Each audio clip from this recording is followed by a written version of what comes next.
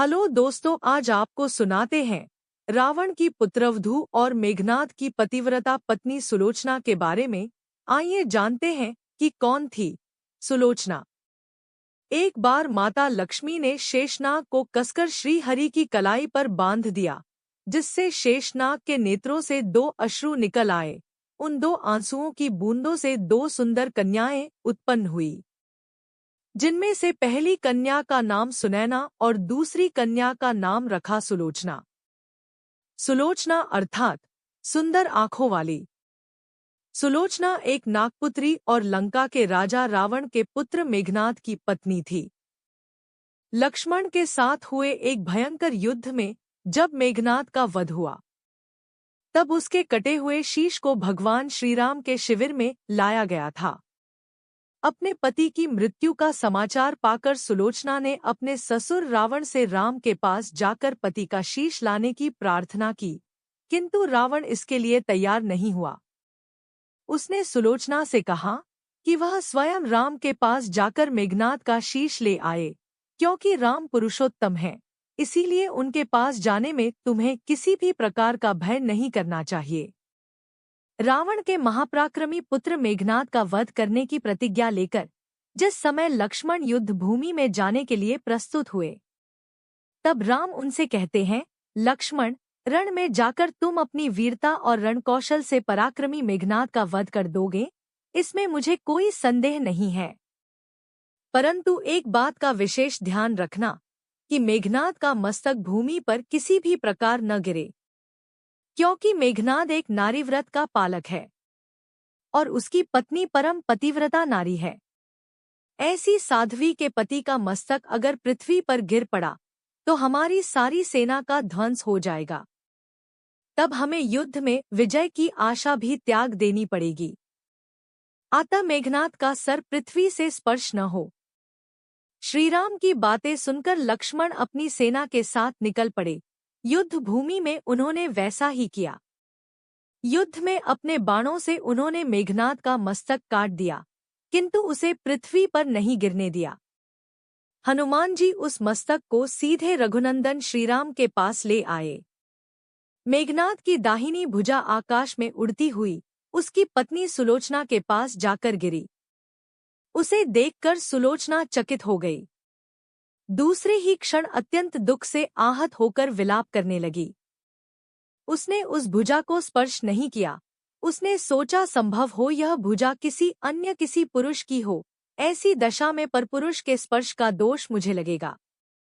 निर्णय करने के लिए उसने भुजा से कहा, यदि तू मेरे स्वामी की भुजा है तो मेरे पतिव्रत की शक्ति से युद्ध का सारा वृत्तांत लिख दो। भुजा में दासी ने एक लेखनी पकड़ा दी। लेखनी ने लिख दिया, हे प्रिय, यह भुजा मेरी ही है। युद्ध भूमि में श्रीराम के भाई लक्ष्मण से मेरा युद्ध हुआ। लक्ष्मण ने 14 वर्ष तक सन्यासी का जीवन जिया है, साथ ही कठोर ब्रह्मचर्य का भी पालन किया है। लक्ष्मण ने कई वर्षों से पत्नी, अन्न और निद्रा छोड़ रखी है। वे तेजस्वी तथा समस्त दैवीय गुणों से संपन्न है। संग्राम में उनके समक्ष मेरी एक नहीं चली। अंत में उन्हीं के बाणों से मेरा प्राणांत हो गया। मेरा शीश श्रीराम के पास है। पति की भुजालिखित पंक्तियां पढ़ते ही सुलोचना व्याकुल हो गई। पुत्रवधू के विलाप को सुनकर लंकापति रावण ने आकर कहा, शोक न कर पुत्री। प्रात होते ही सहस्त्रों मस्तक मेरे बाणों से कट कर पृथ्वी पर लौट जाएंगे। मैं रक्त की नदियां बहा दूंगा। करुण चीत्कार करती हुई सुलोचना बोली, पर इससे मेरा क्या लाभ होगा? सहस्त्रों नहीं करोड़ों शीश भी मेरे स्वामी के शीश के आभाव की पूर्ति नहीं कर सकेंगे। सुलोचना ने निश्चय किया कि मुझे अब सती हो जाना चाहिए, किंतु पति का शव तो रामदल में पड़ा हुआ था। फिर वह कैसे सती होती? जब अपने ससुर रावण से उसने अपना अभिप्राय कहकर अपने पति का शव मंगवाने के लिए कहा, तब रावण ने उत्तर दिया, देवी, तुम स्वयं ही रामदल में जाकर अपने पति का शव प्राप्त करो।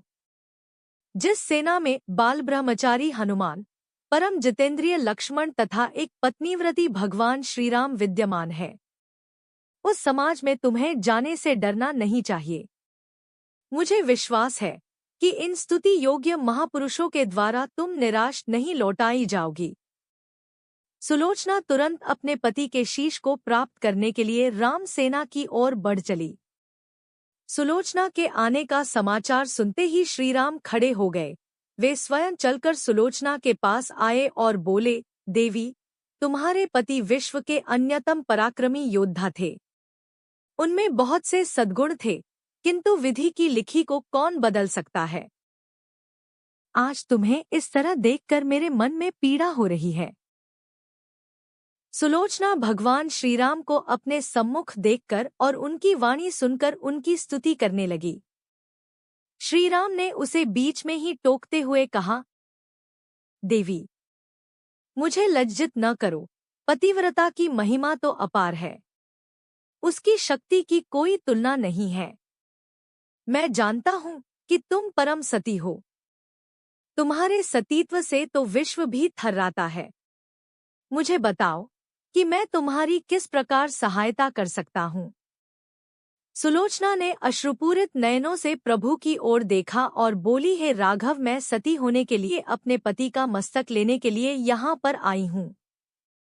श्रीराम ने शीघ्र ही ससम्मान मेघनाद का शीश मंगवाया और सुलोचना को दे दिया। पति का छिन्न शीश देखते ही सुलोचना का हृदय अत्यधिक द्रवित हो गया। उसकी आंखें बड़े जोरों से बरसने लगी। रोते रोते उसने पास खड़े लक्ष्मण की ओर देखा और कहा, सुमित्रानंदन, तुम भूलकर भी गर्व मत करना कि इनका वध मैंने किया है। मेरे स्वामी को धराशायी करने की शक्ति विश्व में किसी के पास नहीं थी। यह तो दो पतिव्रता नारियों का भाग्य था। आपकी पत्नी भी पतिव्रता है और मैं भी पति चरणों में अनुरक्ति रखने वाली उनकी अनन्य उपासिका हूँ। पर दुर्भाग्य से मेरे पति एक महान पतिव्रता नारी का अपहरण करने वाले पिता का अन्न खाते थे और उन्हीं के लिए युद्ध में उतरे थे। इसी कारण से मेरे स्वामी परलोक सिधारे। सभी योद्धा सुलोचना को राम शिविर में देखकर चकित थे। वे यह नहीं समझ पा रहे थे कि सुलोचना को यह कैसे पता चला कि उसके पति का शीश भगवान राम के पास है। जिज्ञासा शांत करने के लिए सुग्रीव ने पूछ ही लिया कि यह बात उन्हें कैसे ज्ञात हुई कि मेघनाद का शीश श्रीराम के शिविर में है। सुलोचना ने स्पष्टता से बता दिया, मेरे पति की भुजा युद्ध भूमि से उड़ती हुई मेरे पास चली गई थी। उसी ने लिखकर मुझे बता दिया। सुग्रीव व्यंग्य भरे शब्दों में बोल उठे, निष्प्राण भुजा यदि लिख सकती है, फिर तो यह कटा हुआ सिर भी हंस सकता है। श्रीराम ने कहा, व्यर्थ बातें मन करो मित्र। पतिव्रता के महामतय को तुम नहीं जानते। श्रीराम की मुखाकृति देखकर सुलोचना उनके भावों को समझ गई। उसने कहा, यदि मैं मन, वचन और कर्म से पति को देवता मानती हूँ, तो मेरे पति का यह निर्जीव मस्तक हंस उठे। सुलोचना की बात पूरी भी नहीं हुई थी कि मेघनाद का कटा हुआ मस्तक जोरों से हंसने लगा। यह देखकर सभी दंग रह गए। श्री राम की संपूर्ण सेना सुलोचना के सतीत्व की महिमा से परिचित हो गई थी। उन्होंने सुलोचना को हाथ जोड़कर प्रणाम किया। सभी वीर योद्धा पतिव्रता सुलोचना के सम्मुख नतमस्तक हो गए। चलते समय सुलोचना ने श्रीराम से प्रार्थना की, भगवन, आज मेरे पति की अंत्येष्टि क्रिया है और मैं उनकी सहचरी उनसे मिलने जा रही हूँ। अतः आज युद्ध बंद रहे। श्रीराम ने सुलोचना की प्रार्थना स्वीकार कर ली। सुलोचना पति का सिर लेकर वापस लंका आ गई। लंका में समुद्र के तट पर एक चंदन की चिता तैयार की गई। पति का शीश गोद में लेकर सुलोचना चिता पर बैठी और धधकती हुई अग्नि में कुछ ही क्षणों में एक परम पतिव्रता स्त्री सती हो गई। अगर आपको यह कहानी पसंद आए तो प्लीज वीडियो को लाइक कर चैनल को सब्सक्राइब करें। धन्यवाद।